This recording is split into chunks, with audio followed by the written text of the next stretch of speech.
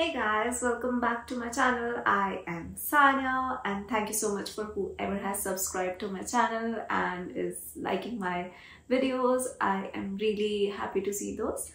And in this video, I will talk about what are the consequences of being in a long-term toxic relationship. And this is a continuation of the series of how to deal with toxic relationships positively. But most of the times I have observed, and even with my experiences, that when you are in a toxic relationship, you don't know if it is a toxic relationship.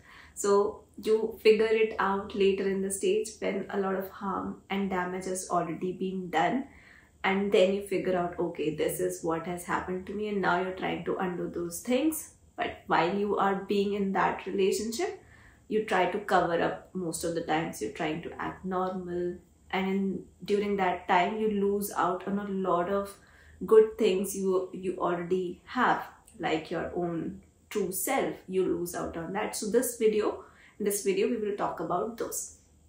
So I'll not talk about in a very scientific words here. We will divide this video into 8 parts, like what are the major symptoms you can also see in yourself. There are other symptoms as well, but we'll focus on those, and we'll also try to see how we can get out of that. So the very first thing that I wanted to share is, we learned about this concept that where awareness goes, energy flows. And for the energy, we learned that energy can neither be created nor be destroyed, but it can be converted or transformed from one thing to another. So keeping this law in mind, we will discuss about a few points. When a child grows up in a toxic environment, most of the time the awareness of the child has traveled to the negative area in the mind, which can be either worry area, which can be fear area, which can be anger area. And even if this child is, for the time being, is out of that toxic environment, since this energy or this awareness has a habit pattern developed to go into that area of the mind, they might end up being in that area again and again, and hence their aura is kind of lying in a very negative spectrum and kind of sending out a very wrong vibration out. So when this child grows up, they might find themselves in a lot of trauma bonding with others. There could be some toxic relationships growing up, until and unless this child really figures himself out and figure out that this is not what he wants in life, and then breaks that pattern and try to find himself out. So this is what is observed most of the times. Now the second point is, so when people stay in a long-term toxic relationship, it is possible that when such people are in some social setups, they find themselves feeling a little out of the place, feeling a little weird, and not belonging to that place, because they have not developed a lot of self-esteem in life, which is causing them to not be able to interact with other people confidently. So third point is, such people become very less and less talkative, less vibrant, become more and more emotionally numb, because their kind of inner subtle body is shrinking in life. And we will talk about what is subtle body a little later. But for now, you just need to really relate. If you are such person, you may have observed yourself being in such a setup where you felt that something is going inside of you and you're not able to get out of that. It's kind of a cage which is built around you. And it happens because when you are in a toxic relationship, or your atmosphere is like that, you have been abused, or you must have seen other people abusing other people. So this environment brings a lot of trauma in you, and it also causes your energy to shrink. Something becomes smaller in you, right? That happens when you are not appreciated much in life. So such people kind of really get attracted to those people who are just the opposite of them. They're looking extremely vibrant on the outside. They have a lot of confidence. They're very charming, and they're also able to attract you in a way that you didn't know, that you felt that you have something in you, but those people kind of say that on your face, and you think that, okay, that person is saying the right thing. So you get kind of attracted to those people who are very outspoken and very socially active. But in turn, it can happen that such charismatic personalities turn out to be very toxic again, because such children who have been raised in this emotionally disturbed environment have a tendency to get attracted to toxic people again. And the one trait of such toxic people is that they look externally very good. They try to maintain a very nice, high standard, charismatic personality, and they know how to just attract people superficially. But when you get into a relationship with such people, you find out being in the same loop again and again, because they become emotionally manipulating, and then you are in that same trauma bond that you've been since before. Fourth point is, such people who are again raised in the toxic environment, they kind of have very less concentration power. They can't really hold their concentration for a very long time, and they often zone out of conversations. They don't really like to know a lot in life what is happening in the outside world, because they are already very preoccupied by their own thoughts and a lot of irritability and frustration around them, that they don't want to know a lot frustration from the outside world. It is not only necessary that such people become one kind of personalities. There could be different kind of personalities, which we can discuss later. But I am talking about those who are generally empathetic in nature. Point number 5.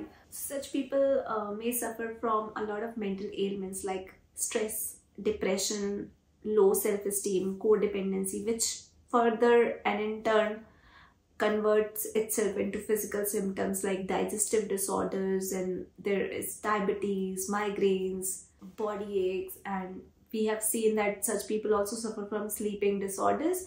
For example, if you've had a very recent conflict with a toxic person who is close to you, you might find yourself just going to the bed, trying to sleep, and then there's this constant mental chatter that happens, which doesn't let you sleep at all.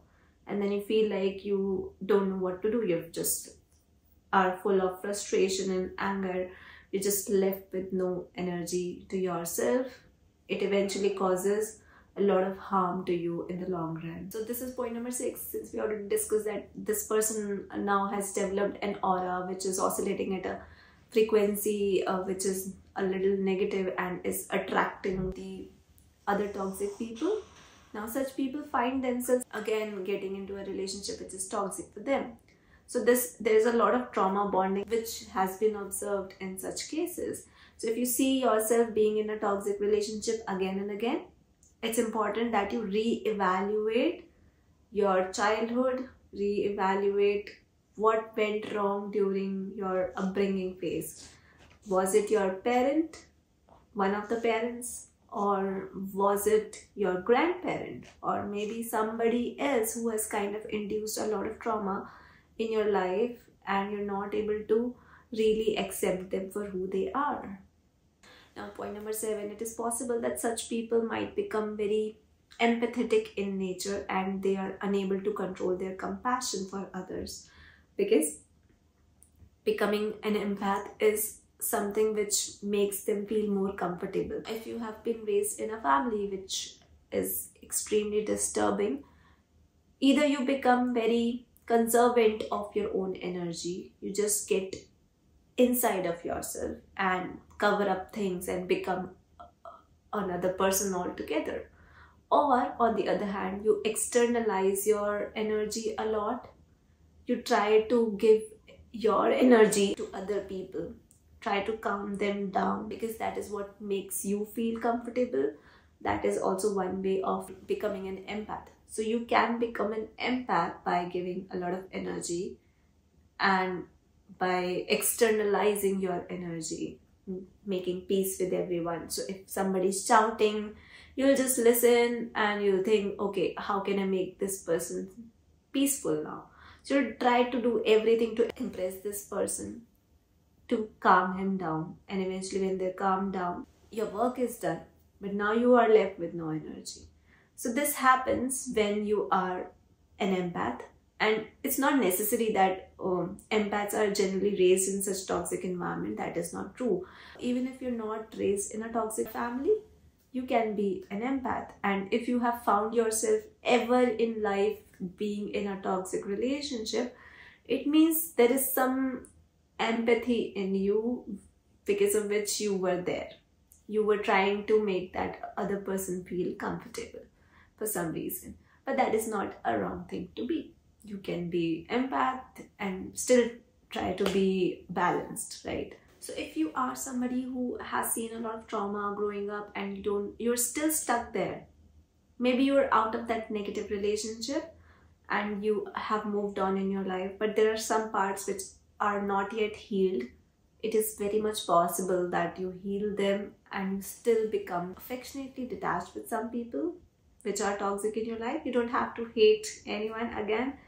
All you need to do is just raise this energy of your subtle body to a level where it doesn't get impacted. Rather, you can impact the other person.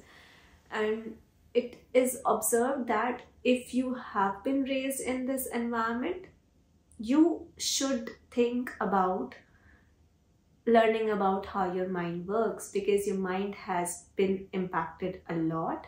This awareness which travels in your mind, and I have explained this, how this awareness works in my previous videos.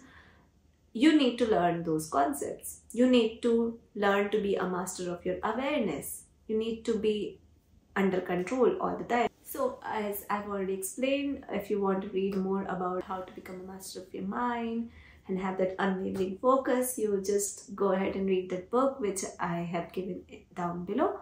It's written by Dandapani and it's called Power of Unwavering Focus. So I'll see you in my next video. Thank you for watching.